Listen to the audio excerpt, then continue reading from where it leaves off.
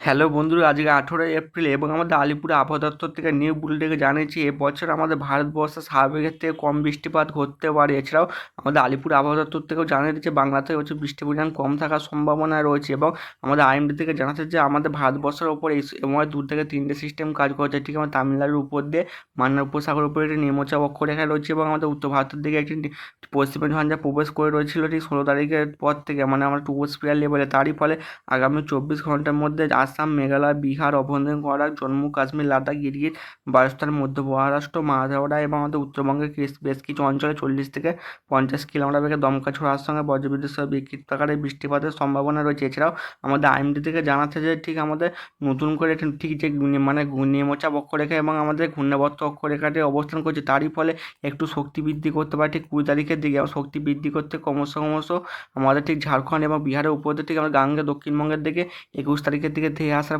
সম্ভাবনা রয়েছে 20 থেকে 21 তারিখের ফলে। এর ফলে আমাদের গাঙ্গে দক্ষিণবঙ্গে 20 থেকে 22 তারিখের মধ্যে প্রচণ্ড ঝড় বৃষ্টিপাত চলতে পারে। কোথাও কোথাও 70 থেকে 80 কিলোমিটার বেগে দমকা ছোড়ার সঙ্গে বজ্রবিদ্যুৎ সহ ভারী থেকে 2-1 পশলা অতি ভারী বৃষ্টিপাত হবে এবং প্রচণ্ড ঝড় বৃষ্টির কারণে বেশ কিছু অঞ্চলে গাছপালা ভেঙে যাওয়ার ঘটনাও ঘটতে পারে। এবং আমাদের বঙ্গোপসাগরের দিকে এপ্রিলে কোনো ঘূর্ণিঝড় হওয়ার সম্ভাবনা নেই, তবে আমাদের মে মাসের দিকে একটি ঘূর্ণিঝড় হওয়ার সম্ভাবনা খুব প্রবল রয়েছে। এর ফলে প্রচণ্ড ক্ষয়ক্ষতি হতে পারে আমাদের বাংলাদেশ বা ভারতের যে কোনো উপকূল, এপ্রিল থেকে মে মাসের মধ্যে ঠিক আমাদের বঙ্গোপসাগরের তাপমাত্রা জলের তাপমাত্রা বেশি থাকার কারণে ঘূর্ণিঝড়টি সৃষ্টি হওয়ার সম্ভাবনা রয়েছে। বেশিরভাগ আমাদের মে মাসেতেই সম্ভাবনা বেশি, এর ফলে প্রচণ্ড ক্ষয়ক্ষতি হতে পারে। এছাড়াও আমাদের আলিপুর আবহাওয়া দপ্তর থেকে জানাচ্ছে যে আমাদের গাঙ্গে দক্ষিণবঙ্গের মধ্যে আগামী 24 ঘন্টার মধ্যে বজ্রবিদ্যুৎ সহ ভারী বৃষ্টির সঙ্গে 40 কিলোমিটার বেগে দমকা ঝোড়া বইতে পারে। বিশেষ করে আমাদের উত্তরবঙ্গের দার্জিলিং এবং আমাদের জলপাইগুড়ির দিকে ভারী বৃষ্টিপাত হতে পারে 7 থেকে 11 সেন্টিমিটার অবধি। এবং আমাদের উত্তরবঙ্গের বাকি জেলাগুলিতে ঠিক আমাদের আলিপুরদুয়ার এবং কোচবিহারের দিকে সব দার্জিলিং, কালিম্পং, জলপাইগুড়ি এবং উত্তর দিনাজপুর, দক্ষিণ দিনাজপুর এইসব অঞ্চলগুলিতে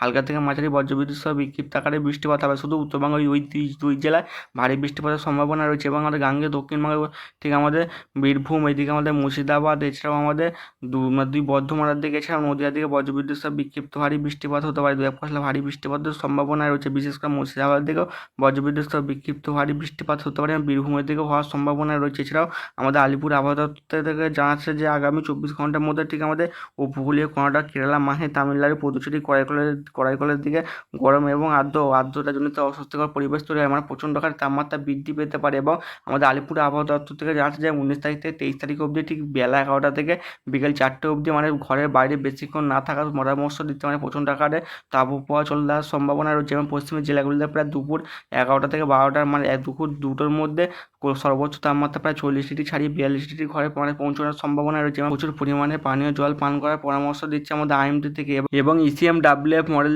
দেখা যাচ্ছে যে আমাদের উত্তরবঙ্গের দার্জিলিং, কালিম্পং, জলপাইগুড়ি এবং গ্যাংটকের দিকে বজ্রবিদ্যুৎ সহ বিক্ষিপ্ত আকারে বৃষ্টিপাত হতে পারে এবং আমাদের 40 থেকে 50 কিলোমিটার বেগে দমকা ঝোড়াও বইতে পারে। এবং আমাদের উত্তরবঙ্গের দিকে ঠিক উত্তর দিনাজপুর, দক্ষিণ দিনাজপুর এবং নদীয়ার দিকে বজ্রবিদ্যুৎ সহ বিক্ষিপ্ত ভারী বৃষ্টিপাত হবে। এদিকে মালদার দিকে হওয়ার সম্ভাবনা খুব বেশি রয়েছে। এছাড়াও আমাদের গাঙ্গে দক্ষিণবঙ্গের ঠিক আমাদের মুর্শিদাবাদ, এদিকে আমাদের বীরভূমের দিকে এবং আমাদের দুই বর্ধমান, নদীয়ার দিকেও বজ্রবিদ্যুৎ সহ বিক্ষিপ্ত ভারী বৃষ্টিপাতের সম্ভাবনা রয়েছে, তবে বৃষ্টির পরিমাণ কমই থাকারই সম্ভাবনা রয়েছে। এবং 19 তারিখের দিকেও আমাদের উত্তরবঙ্গ জুড়ে বজ্রবিদ্যুৎ সহ ভারী থেকে 2-1 পশলা অতি ভারীও বৃষ্টিপাত হতে পারে। এবং যে দুটি সিস্টেম ভারতবর্ষের উপর কাজ করছে তা ক্রমশ শক্তি বৃদ্ধি করে 20 তারিখ থেকে 21 তারিখের মধ্যে একটি নিম্নচাপ অবস্থান করে ঠিক আমাদের গাঙ্গে দক্ষিণবঙ্গের উপর প্রবেশ করতে পারে ঠিক 21 থেকে 22 তারিখ। এটি শক্তি বাড়িয়ে নিম্নচাপে পরিণত না হলেও ঘূর্ণাবর্তের উপরে ঠিক 21 তারিখ থেকে 22 তারিখ অবস্থান করবে। এর ফলে 22 থেকে 23 তারিখের দিকে প্রচণ্ড ভারী বৃষ্টিপাতের সম্ভাবনা রয়েছে আমাদের গাঙ্গে দক্ষিণবঙ্গে। তবে আমাদের গাঙ্গে দক্ষিণবঙ্গে প্রচণ্ড ঝড় বৃষ্টির কারণে বিশাল ক্ষয়ক্ষতিরও সম্ভাবনা রয়েছে।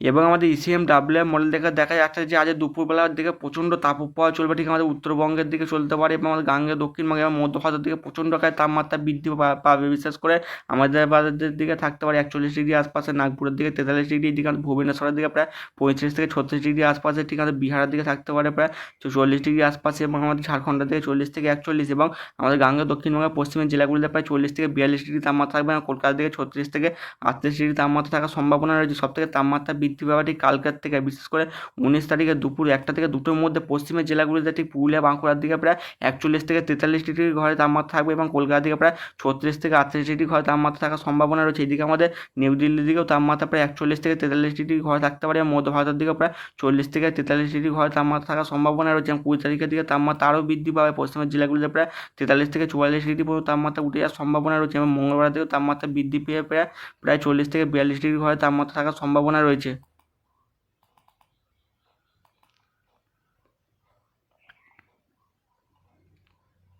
এবং আমাদের উপগ্রহ চিত্র থেকে দেখা যাচ্ছে যে আমাদের ঠিক আমাদের মান্নার উপসাগর উপরে যে নিম্নচাপ অক্ষরেখাটি রয়েছে এবং ভারতবর্ষের ট্রোপোস্ফিয়ার লেভেলে একটি পশ্চিমের ঝঞ্ঝে প্রবেশ করে রয়েছে। তারই ফলে আমাদের ঠিক মধ্য ভারতের দিকে বজ্রগড় মেঘ দেখা যাচ্ছে এবং বজ্রবিদ্যুৎ সহ বিক্ষিপ্ত আকারে বৃষ্টির সঙ্গে 30 থেকে 40 কিলোমিটার বেগে দমকা ঝোড়া বইতে পারে এবং আমাদের গাঙ্গেয় দক্ষিণবঙ্গের দিকেও আংশিক মেঘলা আকাশ। তবে আমাদের উত্তরবঙ্গের দিকে খুব ঘন আকারে মেঘ উঠেছে এবং আমাদের বাংলাদেশের উত্তর ভাগের দিকেও ঘন মেঘ দেখা যাচ্ছে এবং বেলার দিকে বজ্রবিদ্যুৎ সহ ভারী থেকে 2-1 অতি ভারী বৃষ্টির সঙ্গে 40 থেকে 50 কিলোমিটার বেগে দমকা ঝোড়া বইতে পারে এবং আজকে বাংলাদেশের দিকে সর্বোচ্চ তাপমাত্রা প্রায় 37 থেকে 38 এবং কিছু অঞ্চলে প্রায় 40 ডিগ্রি পর্যন্ত উঠে যাওয়ার সম্ভাবনা রয়েছে। তবে বিকেল থেকে সন্ধ্যের মধ্যে আমাদের বরিশাল, এদিকে ঢাকা, সিলেট, রাজশাহী থেকে বজ্রবিদ্যুৎ সহ বিক্ষিপ্ত আকারে বৃষ্টির সঙ্গে 40 থেকে 50 কিলোমিটার বেগে দমকা ঝোড়া পাওয়ার সম্ভাবনা রয়েছে।